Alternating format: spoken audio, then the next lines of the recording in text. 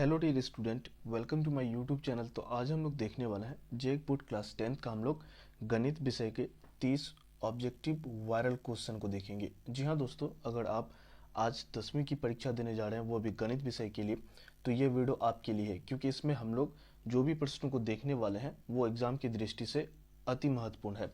तो चलिए स्टार्ट करते हैं, पहला नंबर प्रश्न की ओर बढ़ते हैं।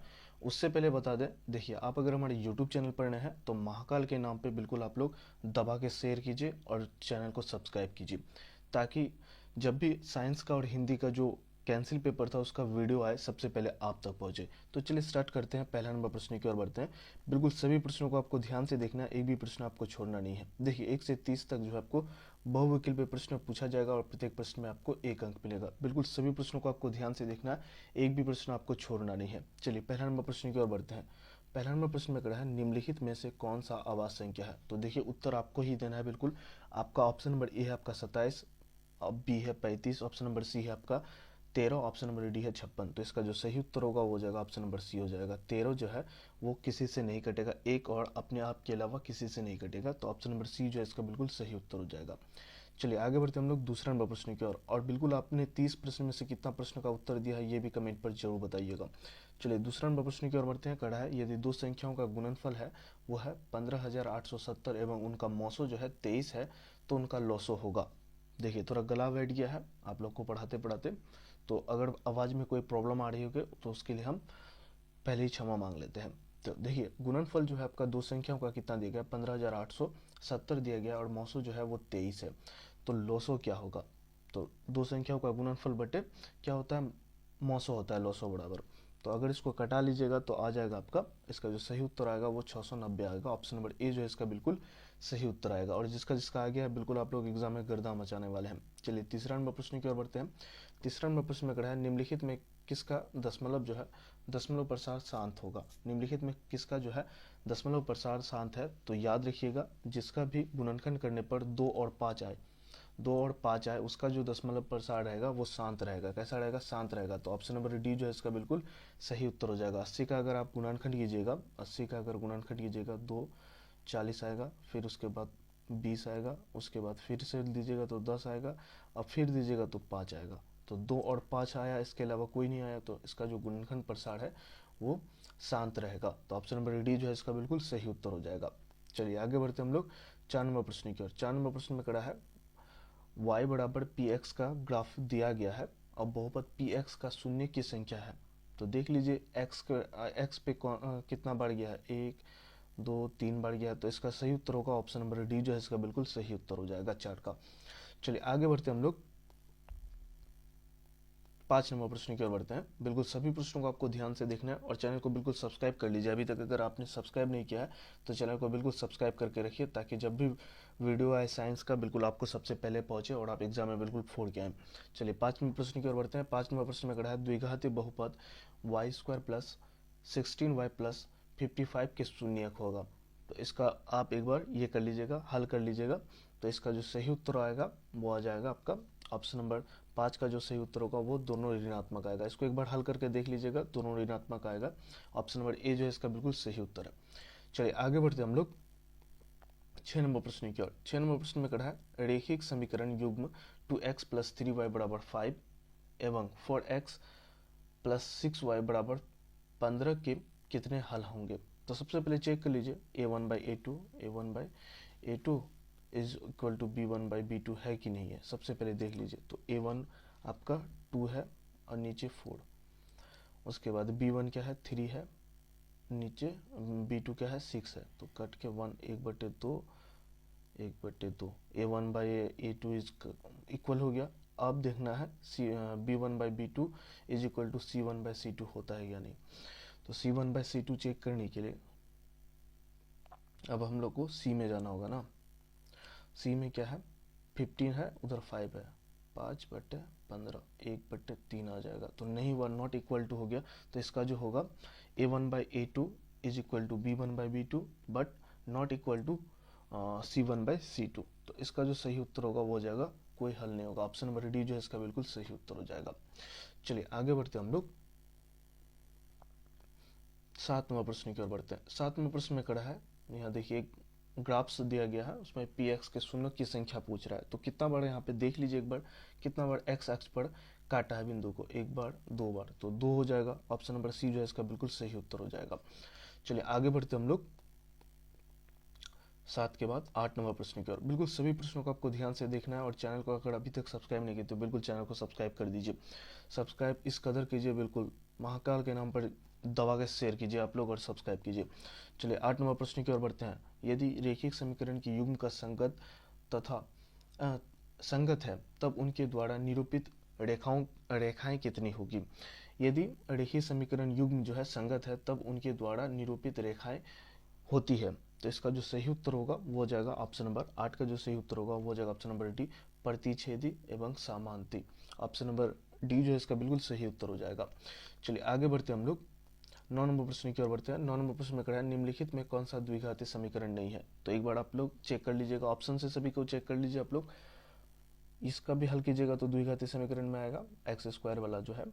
उसके बाद नहीं है पूछा है, तो इसको अगर तीसरा ऑप्शन नंबर सी जो है, तो इसको अगर हल कीजिएगा तो ये द्विघात समीकरण में नहीं आएगा। तो ऑप्शन नंबर सी जो है इसका बिल्कुल सही उत्तर होगा। एक बार आप लोग चेक भी कर लीजिए जल्दी जल्दी में, वीडियो को रोक के आप लोग कोई भी प्रश्न का अगर आप उत्तर देना चाहते हैं तो एक बार थोड़ा वीडियो को रोक लीजिएगा ताकि आप उसका उत्तर दे दें, तब आगे बढ़ें। चलिए 10 नंबर प्रश्न की ओर बढ़ते हैं। 10 नंबर प्रश्न में कहा है निम्नलिखित 2x माइनस वाई माइनस 3 बराबर 0 एवं 12x प्लस 7y माइनस 5 बराबर 0 के आलेख किस प्रकार की सरल रेखा होगी। ऑप्शन नंबर ए है संपाती सरल रेखा, ऑप्शन नंबर बी है समांतर सरल रेखा, ऑप्शन नंबर सी है प्रतिच्छेदी सरल रेखा, और ऑप्शन नंबर डी है इनमें से कोई नहीं।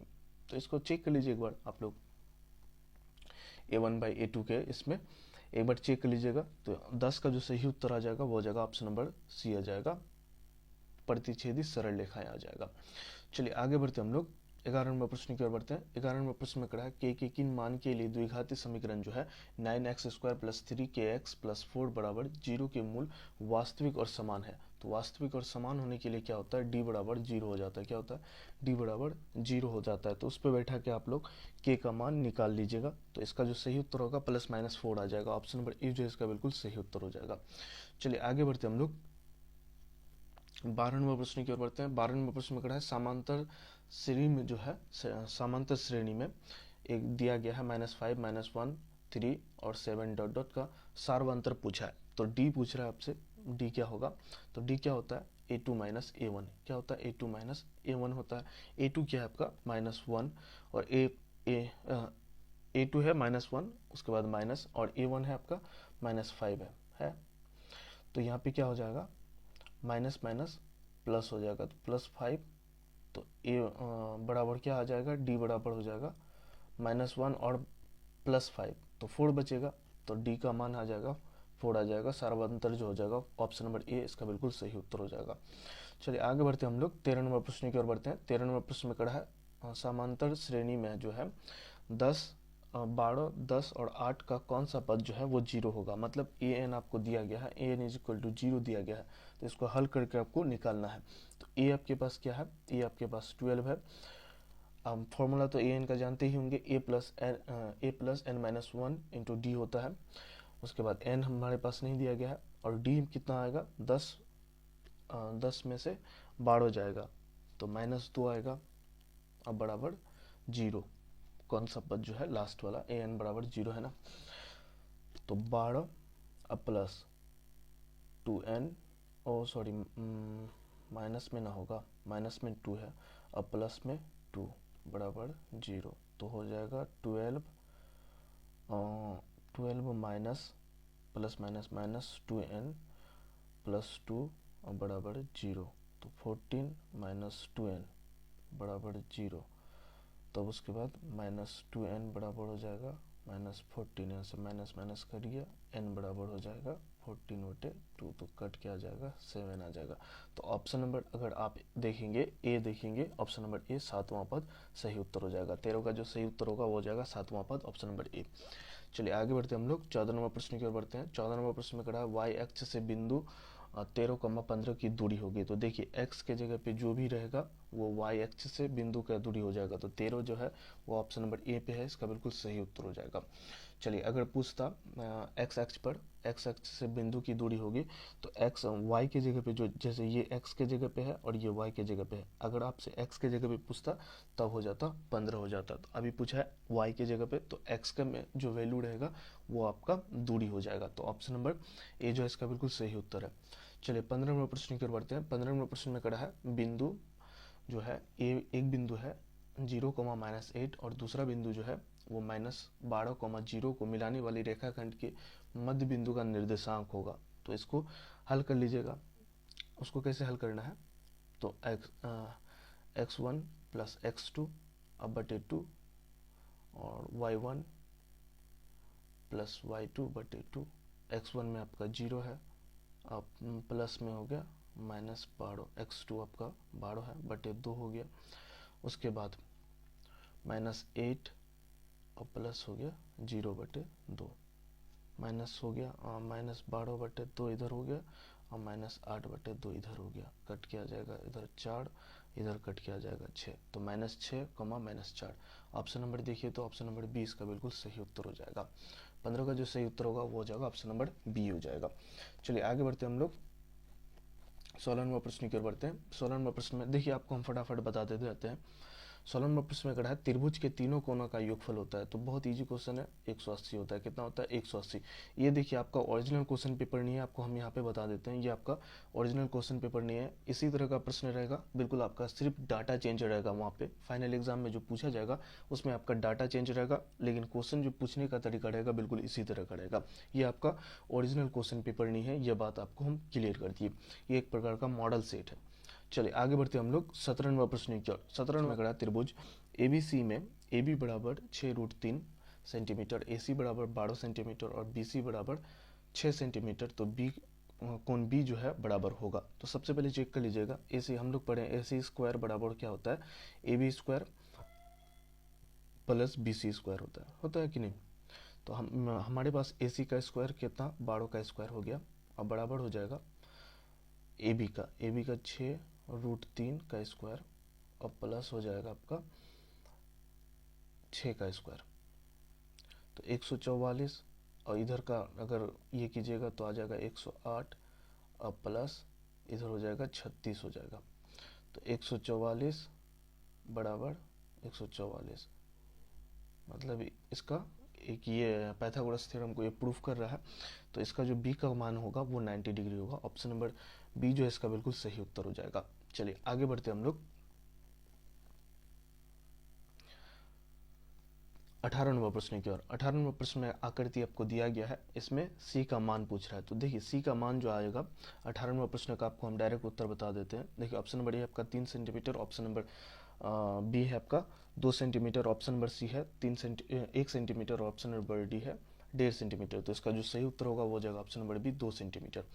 चलिए आगे बढ़ते हैं हम लोग 19वें प्रश्न की ओर बढ़ते हैं। बिल्कुल सभी प्रश्नों को आपको ध्यान से देखना है ताकि आपका एग्जाम बिल्कुल करता जाए। 19वें प्रश्न में कड़ा है 28 सेंटीमीटर व्यास वाले वृत्त की परिधि क्या होगी? तो देखिए इसको अगर हल कर लीजिएगा तो इसका 19 का जो सही उत्तर होगा, देखिए आपको हम ऑप्शन क्या है 144 है, 88 सेंटीमीटर है, उसके बाद 44 सेंटीमीटर, 88 सेंटीमीटर, 78 सेंटीमीटर, और इनमें से कोई नहीं। तो इसका जो हल करके आएगा वो आ जाएगा 88 सेंटीमीटर। ऑप्शन नंबर बी जो है इसका बिल्कुल सही उत्तर हो जाएगा। चलिए आगे बढ़ते हैं हम लोग 20वें प्रश्न की ओर बढ़ते हैं। 20वें प्रश्न में कहा वृत्त की सबसे लंबी जीवा को क्या कहते हैं? वृत्त की जो है सबसे लंबी जीवा को क्या कहते हैं? तो व्यास कहते हैं। तो ऑप्शन नंबर बी जो है इसका बिल्कुल सही उत्तर हो जाएगा। बिल्कुल आपने 30 प्रश्न में से कितना प्रश्न का उत्तर दिया है ये भी आपको कमेंट पर जरूर बताना है। चलिए 21वें प्रश्न की ओर बढ़ते हैं। 21वें प्रश्न में कहा है यदि 2 cos a बराबर 1 हो तो a का मान होगा। तो a का मान जो है 60 डिग्री आएगा। ऑप्शन नंबर इसका जो 21 का जो सही उत्तर होगा वो हो जाएगा ऑप्शन नंबर सी हो जाएगा। चलिए आगे बढ़ते हैं हम लोग 22वें प्रश्न की ओर बढ़ते हैं। बिल्कुल सभी प्रश्नों को ध्यान से देखिए। 22 नंबर में कहा है sec square 10 degree minus cot square 18 degree का मान होगा। तो इसको हल कीजिएगा ना तो 1 आएगा। ऑप्शन नंबर ए जो है इसका बिल्कुल सही उत्तर आएगा। आपको हम इसमें आंसर बता देते हैं। चलिए आगे बढ़ते हैं हम लोग 23 नंबर प्रश्न की ओर बढ़ते हैं। किसी ऊर्ध्वाधर स्तंभ की ऊंचाई एवं उसकी जमीन पर छाया की लंबाई बराबर है तो सूर्य का उन्नयन कोण होगा। तो उन्नयन कोण जो है 45 डिग्री होगा। ये चीज़ आप समझ लीजिए और इसको एक बार हल कर भी कर लीजिएगा। अभी तो जल्दी जल्दी में आपको हम बताते जा रहे हैं इसका आंसर सब। चलिए आगे बढ़ते हैं हम लोग 24वां प्रश्न की ओर। 24वां प्रश्न में कहा कॉस 37 डिग्री बटे sine 53 degree plus cot 34 degree बटे टेन 56 डिग्री। देखिए दोनों में से किसी एक को ना आपको बदल लेना है। अगर आप कोस को बदलना चाहते हैं तो कोस को बदल लीजिएगा, अगर आप साइन को बदलना चाहेंगे तो साइन भी, और इसमें से किसी एक को बदल लेना है आपको कोट या टेन में। अगर दोनों को बदल लीजिएगा तो 1+1 आएगा और उसको जोड़ करके आपका 2 आ जाएगा। ऑप्शन नंबर सी जो है इसका बिल्कुल सही उत्तर हो जाएगा। चलिए आगे बढ़ते हैं हम लोग 25वां प्रश्न की ओर बढ़ते हैं। 25वां प्रश्न में कहा है दो वृत्त का जो है वृत्तों का क्षेत्रफल का अनुपात जो है 4:25 है, तो उनकी त्रिज्याओं का अनुपात होगा। तो इसको हल कर लीजिएगा। तो देखिए इसका जो सही उत्तर आएगा, ऑप्शन नंबर ए क्या है 3:5, ऑप्शन नंबर बी है 5:2, ऑप्शन नंबर सी है 1:5 और ऑप्शन नंबर डी है 2:5। तो देखिए 25 का अगर हल कर लीजिएगा तो इसका जो सही उत्तर आएगा वो हो जाएगा ऑप्शन नंबर डी आ जाएगा 2:5 में आ जाएगा। चलिए आगे बढ़ते हैं हम लोग 26वें प्रश्न की ओर बढ़ते हैं। 26वें प्रश्न में कह रहा है आर त्रिज्या वाले वृत्त में थीटा कोण वाले त्रिज्यखंड के संगत चाप की लंबाई होगी, तो 2πr थीटा बटे 360। ऑप्शन नंबर बी जो है इसका बिल्कुल सही उत्तर हो जाएगा। चलिए आगे बढ़ते हैं हम लोग 27वें प्रश्न की ओर बढ़ते हैं। 27वें प्रश्न में कहा है यदि किसी गोले की त्रिज्या 3 गुनी हो जाती है तो उसका आयतन हो जाएगा। यदि किसी गोले का त्रिज्या जो है 3 गुनी अगर हो जाए तो उसका आयतन जो होगा वो 27 गुना बढ़ जाएगा। तो ऑप्शन नंबर डी जो है इसका बिल्कुल सही उत्तर हो जाएगा। चलिए बढ़ते हम लोग 28वें प्रश्न की ओर बढ़ते हैं। 28वें प्रश्न में कहा है किसी बेलन का व्यास जो है 28 सेंटीमीटर और उसकी ऊंचाई जो है 20 सेंटीमीटर है, तो उसका संपूर्ण पृष्ठ का क्षेत्रफल होगा। तो उसका संपूर्ण पृष्ठ का क्षेत्रफल आप लोग एक बार सब कुछ आप लोग के पास दिया गया है, व्यास दिया गया है, यहाँ से आपका आर निकल जाएगा। उसके बाद ऊंचाई आपका दिया गया है एल दिया गया है, 20 सेंटीमीटर दिया गया है और संपूर्ण पृष्ठ क्षेत्रफल का फॉर्मूला में बैठा के इसको हल कर लीजिएगा। तो 20 का जो आ जाएगा आपका वो आ जाएगा 2992। ऑप्शन नंबर बी जो है इसका बिल्कुल सही उत्तर हो जाएगा। चलिए आगे बढ़ते हैं हम लोग 29वां प्रश्न की ओर बढ़ते हैं। 29वां प्रश्न में कहा है प्रेक्षण दिया गया है 14, 15, 13, 16, 14, उसके बाद 15, 17, 13, 15 में बहुलक होगा। तो देखिए 15 एक बार, 2 बार, 3 बार आया है, ठीक है, 15 3 बार आया है, 14 एक बार, 2 बार, 2 ही बार आया है, 13 कितना बार, 2 ही बार आया है, तो 15 जो हो जाएगा इसका बहुलक हो जाएगा। ऑप्शन नंबर सी जो है इसका बिल्कुल सही उत्तर हो जाएगा। चलिए आगे बढ़ते हैं हम लोग 30 नंबर प्रश्न की ओर बढ़ते हैं। 30 नंबर प्रश्न में कहा है यदि शंकु के वक्रपृष्ठ का क्षेत्रफल जो है वो 880 सेंटीमीटर है। कितना 880 सेंटीमीटर है। त्रिज्या आपको दिया गया है 14 सेंटीमीटर है। इसकी तिर्यक ऊंचाई पूछ रहा है, तो इसका तिर्यक ऊंचाई आप लोग को निकाल लेना है। तो देखिए इसका तिर्यक ऊंचाई ऑप्शन नंबर ए है आपका 10 सेंटीमीटर, ऑप्शन नंबर बी है 20 centimetre, option number c 40 centimetre, option number d है 30 सेंटीमीटर। तो इसको अगर हल कीजिएगा ना तो 20 सेंटीमीटर आएगा। इसको एक बार आप लोग हल कर लीजिएगा। तो ये 30 प्रश्न था जो कि आपको हम करवा दिए हैं। इंपॉर्टेंट प्रश्न था, ये आपका ओरिजिनल क्वेश्चन पेपर नहीं है, इंपॉर्टेंट क्वेश्चन है। यहाँ से आपका क्या होगा, बहुत तो बहुत आपका डाटा चेंज करेगा, लेकिन क्वेश्चन जो पूछेगा बिल्कुल इसी तरह का एग्जाम में पूछा जाएगा। तो बिल्कुल आप लोग निश्चित होकर एग्जाम दीजिए। Best of luck. हम लोग साइंस और हिंदी के लिए भी बढ़िया प्रिपरेशन करेंगे। तब तक आप मैथ का एग्जाम दीजिए। Best of luck. फिर मिलते हैं हम लोग नेक्स्ट वीडियो में। तब तक के लिए इतना ही। जय हिंद।